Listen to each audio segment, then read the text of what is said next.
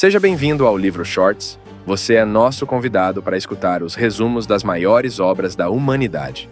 Descanse e agora aproveite mais essa obra resumida por nossa equipe. Um ótimo resumo. Introdução. Sulla, de Linda Telford, é uma obra biográfica detalhada que mergulha na vida e no legado de Lúcio Cornélio Sulla Félix, uma figura central na transição da República Romana para o modelo imperial que viria a definir o futuro de Roma. Telford busca reavaliar a imagem tradicionalmente vilanizada de Sulla, apresentando-o não apenas como um ditador sanguinário, mas como um reformador complexo e um estrategista político cujas ações tiveram efeitos duradouros na estrutura do poder romano. A autora utiliza uma combinação de fontes primárias e análises modernas para construir um retrato mais matizado de Sulla, argumentando que, apesar de suas táticas brutais, ele desempenhou um papel crucial na moldagem da Roma antiga. Introdução e contexto histórico. A história de Sulla é inseparável do turbulento período da história romana em que viveu, um tempo marcado por guerras, conflitos internos e uma crescente tensão entre as diferentes facções da República. Nascido em 138 a.C., em uma Roma que ainda se recuperava das consequências das guerras púnicas, Sulla emergiu de uma família patrícia empobrecida, sem as vantagens típicas de sua classe, mas com uma ambição que o levaria até os mais altos escalões do poder. O contexto histórico é fundamental para entender as ações e decisões de Sulla. A República Romana, na época, estava experimentando profundas transformações sociais, econômicas e políticas.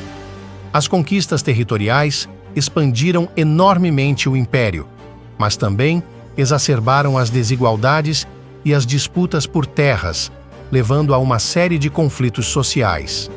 Além disso, o sistema político romano estava saturado de corrupção e manipulação, com as tradicionais instituições da República, como o Senado, perdendo gradualmente seu poder e influência. Neste cenário, a carreira de Sulla começou de forma modesta, mas sua habilidade militar e política logo o destacou. Ele se viu no centro das lutas pelo poder que definiriam o final da República. A análise de Telford sobre esse período mostra como Sulla, com uma combinação de astúcia, brutalidade e visão política, navegou por essas águas turbulentas, buscando não apenas o poder pessoal, mas também reformas que acreditava serem necessárias para a estabilidade e a continuidade de Roma. Ascensão ao poder. A trajetória de Sulla, rumo ao ápice do poder romano, é um testemunho de sua habilidade em navegar pela complexa teia de alianças, rivalidades e a política de patronato que caracterizava a República Romana. Linda Telford detalha meticulosamente essa ascensão, destacando não apenas o talento militar de Sulla, mas também sua astúcia política e a capacidade de capitalizar sobre as circunstâncias a seu favor. Inicialmente, Sulla não parecia destinado a se tornar uma das figuras mais poderosas de Roma. Vindo de uma linhagem patrícia, mas sem a riqueza ou influência típica de sua classe, ele teve que se apoiar em sua inteligência, carisma e habilidades militares para avançar. Sua carreira começou sob a tutela de Caio Mário, um dos líderes militares e políticos mais influentes de Roma na época, com quem Sulla participou na Guerra Jugurtina, 111-104 a.C. A habilidade de Sulla em garantir a captura de Jugurta, o rei númida, foi um feito que lhe rendeu reconhecimento, mas também semeou as sementes do conflito com Mário, que reivindicava o crédito pela vitória. O serviço, sob Mário, foi crucial para o desenvolvimento das habilidades de Sulla, mas também marcou o início de uma rivalidade que definiria grande parte de sua carreira. À medida que Sulla ascendeu, ele começou a formar suas próprias alianças e a buscar apoio entre os optimates, a facção aristocrática que desejava manter o status quo e limitar o poder dos populares, a quem Mário estava alinhado. A participação de Sula nas guerras sociais, 91-88 a.C., um conflito entre Roma e seus aliados italianos que demandavam direitos de cidadania, foi um momento decisivo. Sula emergiu como um líder militar competente e implacável, ganhando o respeito e a lealdade das suas tropas. Sua vitória nas guerras não só consolidou sua reputação como comandante militar, mas também o posicionou como um candidato ideal para o consulado, que ele obteve em 88 a.C. O ponto de inflexão na ascensão de Sula ao poder absoluto veio com a concessão do comando da guerra contra Mitrídates VI de Ponto, pelo Senado, um comando que inicialmente foi concedido a Sula, mas que foi usurpado por Mário através de uma manobra política. A resposta de Sula a essa usurpação foi sem precedentes. Ele marchou com suas legiões sobre Roma, uma ação que não só marcou a primeira vez na história romana que um general romano tomou a cidade com força militar, mas também estabeleceu Sula como uma força dominante na política romana. Telford argumenta que a ascensão de Sula ao poder não pode ser vista apenas como uma busca pessoal por autoridade, mas também como um reflexo das tensões e falhas dentro da República Romana. Sua habilidade em manobrar dentro desse sistema, ao mesmo tempo em que expunha suas fraquezas, ilustra a complexidade de sua figura histórica. Ao conquistar o poder, Sula estava posicionado para implementar uma série de reformas que remodelariam o Estado romano. A primeira marcha sobre Roma. A decisão de Sula de marchar sobre Roma em 88 a.C. é um dos momentos mais dramáticos e significativos da sua carreira, marcando um ponto de não retorno tanto para ele quanto para a República Romana. Linda Telford dedica especial atenção a este episódio, analisando não apenas os eventos que levaram à marcha, mas também suas implicações políticas e militares. Após a usurpação do comando da guerra por Caio Mário e seus aliados, Sula encontrou-se em uma posição precária. A decisão do Senado, influenciada pela facção popular, de transferir o comando de Sula para Mário, foi percebida não apenas como um insulto pessoal, mas também como uma ameaça à autoridade e prerrogativas tradicionais do Senado, onde Sula tinha seu principal apoio.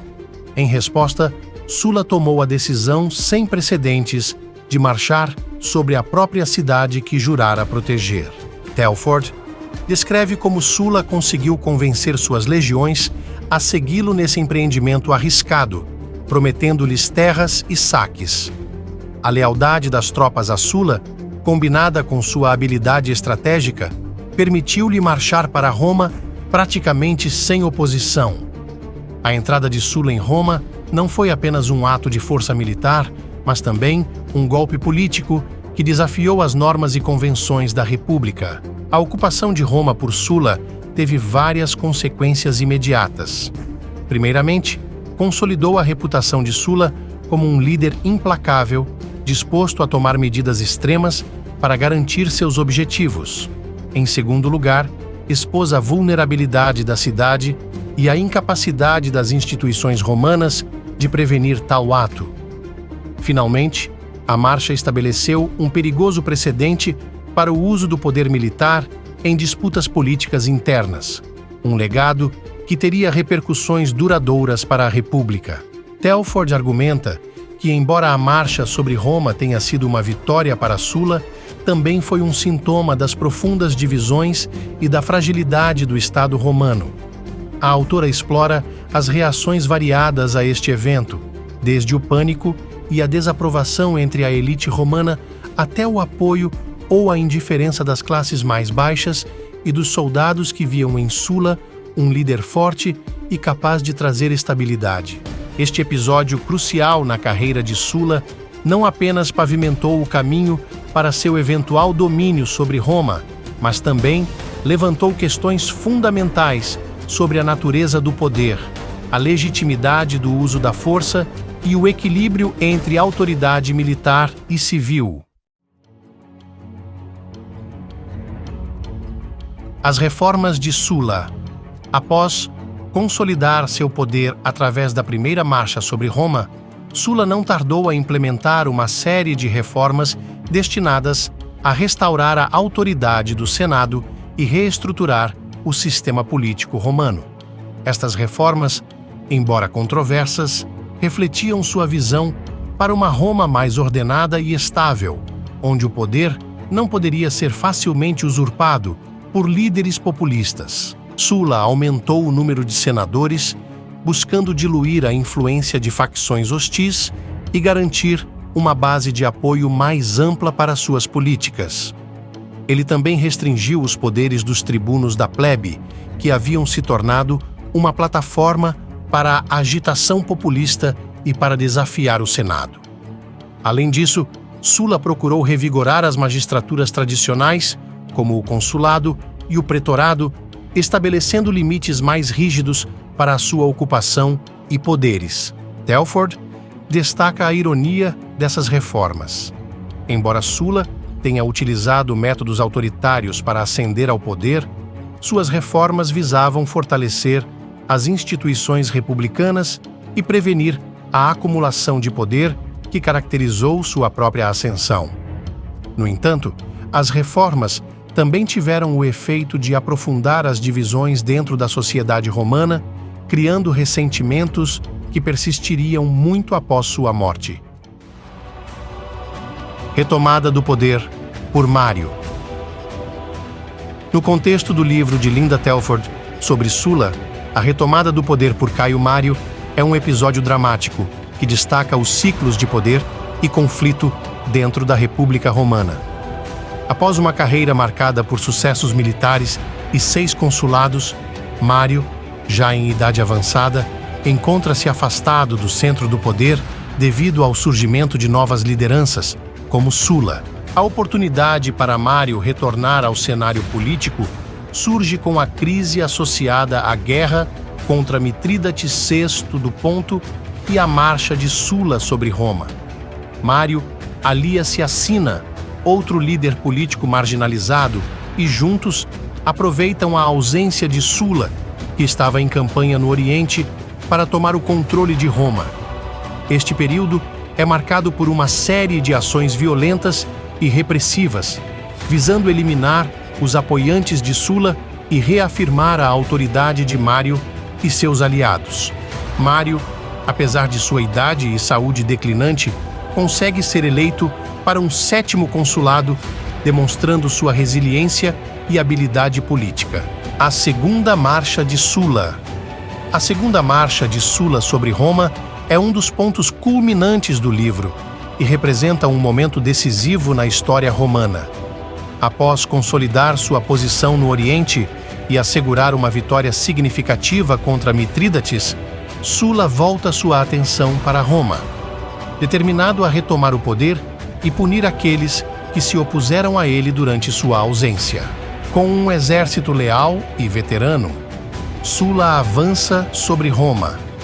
Diferente de sua primeira marcha, que foi rápida e relativamente sem oposição, esta segunda marcha é caracterizada por uma série de confrontos e negociações. Sulla demonstra não apenas sua capacidade militar, mas também uma habilidade notável em estratégia política e diplomacia, conseguindo dividir seus oponentes e assegurar apoio-chave dentro de Roma. O legado de Sulla e sua renúncia ao poder. A decisão de Sulla de renunciar ao poder em 79 a.C. representa um momento singular na história de Roma, marcando um desvio das normas políticas e das ambições pessoais que frequentemente caracterizavam a liderança romana. Essa renúncia não apenas reflete a confiança de Sulla na eficácia e permanência de suas reformas, mas também um desejo pessoal de se distanciar das incessantes lutas pelo poder que marcavam a República Romana da época. Sulla emergiu de um período de intensas disputas internas e externas, tendo navegado por conflitos significativos que ameaçavam a estabilidade e a continuidade do Estado romano. Suas reformas, direcionadas a reforçar o Senado e limitar o poder dos tribunos visavam a restaurar a ordem tradicional e a autoridade senatorial, que ele via como essenciais para a manutenção da República. Contudo, o legado de Sula é ambivalente. As medidas que ele tomou para se assegurar no poder, especialmente sua marcha sobre Roma e as subsequentes proscrições, estabeleceram um precedente perigoso. Essa ação demonstrou que era possível para um único indivíduo tomar o controle do Estado romano pela força, um caminho que seria posteriormente trilhado por Júlio César. Portanto, embora Sula tenha buscado preservar a República, suas ações também pavimentaram o caminho para o seu eventual declínio. A renúncia de Sula, seguida de sua morte pouco tempo depois, deixou um vácuo de poder que desafiou as estruturas políticas que ele havia tentado fortalecer. Este período de incerteza contribuiu para o surgimento de novas figuras políticas, como Pompeu e César, cujas ambições e métodos desafiariam ainda mais os fundamentos da República. Linda Telford, ao analisar a vida e o legado de Sula, nos fornece uma perspectiva crucial sobre as complexidades da liderança romana e os desafios enfrentados pela República. Sula é retratado não apenas como um ditador, mas como uma figura cujas ações refletem as tensões entre a busca pela ordem e a aspiração à liberdade, um tema recorrente na história de Roma que continua a provocar reflexão sobre o equilíbrio entre poder e governança. Não esqueça de se inscrever e deixar seu like. E se você conhece alguém que pode gostar do livro Shorts, compartilhe esse vídeo com ele. Esse foi o livro Shorts de hoje. Esperamos você no próximo.